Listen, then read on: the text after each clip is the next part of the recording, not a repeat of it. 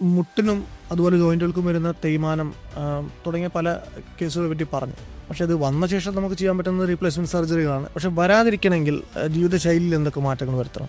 ജീവിതശൈലി ഈ ഓസ്റ്റിയോആർത്രൈറ്റിസ് വരാനുള്ള ഒരു വലിയ ഘടകമാണ്. അതിൻ്റെ പ്രധാനപ്പെട്ട കാരണം എന്ന് പറയുന്നത് ആളുകൾക്ക് ആക്ടിവിറ്റി ലെവൽ വളരെ കുറവാണ്.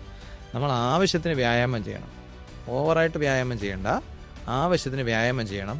മസിൽ സ്ട്രെങ്ത് മെയിൻറ്റെയിൻ ചെയ്യണം.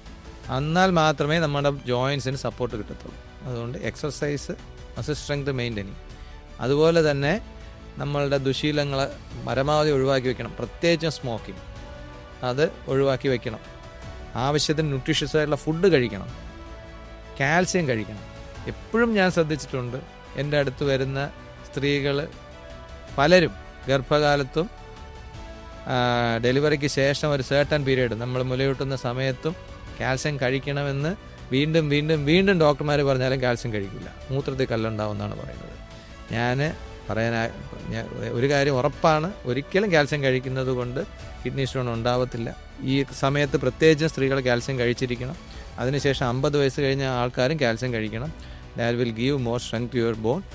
അപ്പം ബോണിലാണല്ലോ നമ്മൾ ജോയിൻറ്റ് ബോണിൻ്റെ ഒരു പാർട്ടാണ്. അപ്പം അത് ജോയിൻറ്റ് സപ്പോർട്ടിന് സഹായിക്കും. അതുകൊണ്ട് ന്യൂട്രീഷ്യസ് ഫുഡ്, ആവശ്യത്തിന് കാൽസ്യം സപ്ലിമെൻറ്റ് വേണ്ടി വരുന്ന ജീവിത സന്ദർഭങ്ങളിലെല്ലാം അതിൻ്റെ ഉപയോഗം, ഈ കാര്യങ്ങളെല്ലാം ചെയ്യുക എന്നുള്ളത് ഓസ്റ്റിയോആർത്രൈറ്റിസ് പരമാവധി.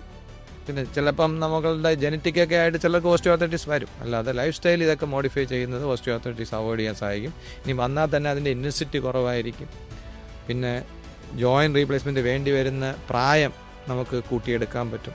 സാധാരണഗതിയിലുള്ള ലൈഫ് സ്റ്റൈൽ വെച്ച് 50, 55 വയസ്സ്, 60 വയസ്സിൽ ജോയിൻറ്റ് റീപ്ലേസ്മെൻറ്റ് വേണ്ടി വരുന്നവർ ഈ ലൈഫ് സ്റ്റൈൽ മോഡിഫിക്കേഷനൊക്കെ അഡോപ്റ്റ് ചെയ്ത് ചിലപ്പോൾ 70, 75 വയസ്സ് വരെ ജോയിൻറ്റ് റീപ്ലേസ്മെൻ്റ് ഒന്നും വേണ്ടാതെ മുമ്പോട്ട് പോകാനും പറ്റും.